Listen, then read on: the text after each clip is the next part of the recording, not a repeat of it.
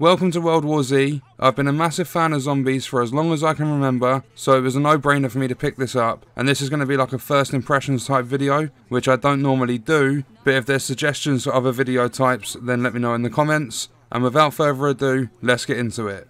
To start off, this game is very arcadey, similar to the Left 4 Dead series. The game itself is a lot of fun, more than likely best played with friends, but my friends are all sleeping, and although you can matchmake an online co-op campaign, I decided to tackle the first mission by myself. I'm not sure about the PvP part of the game yet, but I might take a look when I'm more comfortable with the game. And the devs were nice enough to throw in 4 bonus weapons with the pre-order, being a gold pistol, AR and SMG, and the Lobo, which is a badass looking shovel. The menu is straightforward, there's a little flickering glitch thing happening, but it can easily be ignored. There's a nice amount of customization with weapons. I managed to level up the battle rifle after the first mission and unlock the new upgrade which boosts weapon power, some accuracy and handling, but I spent my supplies on a new perk for the medic class, so I haven't been able to test the gun upgrade just yet. You get 2 variants with weapon level ups and they all cap at level 5, having significant stat improvements in the end. I've done some testing and the character perks don't stack, which feels like a letdown as you have to be careful with what you pick for each of the missions. The missions can be played at any point, you don't have to follow the story, which I don't think should be the case, but it does allow players more freedom with their choice of content to play. There's 5 different difficulties you can choose from, going from easy all the way up to insane, where the hordes have much bigger numbers, they're less forgiving, and you'll die instantly after 1 incapacitation, which is why I stuck to easy for the very first level.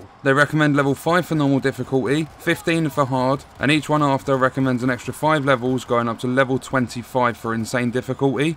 There's 4 episodes in the game taking you to a different location each time, episode 1 being in New York, number 2 is set in Jerusalem, 3 is in Moscow and 4 is in Tokyo, with a total of 11 chapters across the 4 episodes. Descent, the first chapter in episode 1, is basically an introduction to the game. There's a big variety of weapons you can find throughout the mission and a few different enemy types to encounter. You'll get to see your first few zombie pyramids as well, as they all scramble to climb up and eat your flesh, which is crazy fun. Spray and pray the bottom of the pyramid so the zombies lose height and they'll have to rebuild. There's a few different objective types in the first mission alone, gathering supplies, defending a position with defences like barbed wire and turrets, and also clearing hordes. I'm really hoping there's variation in the objectives as the story progresses, so it doesn't become repetitive and boring after the second mission. The dialogue to me feels a little bit bland, it can be cheesy at times, every now and then it repeats itself, but there is a few lines in there that made me giggle just a little bit.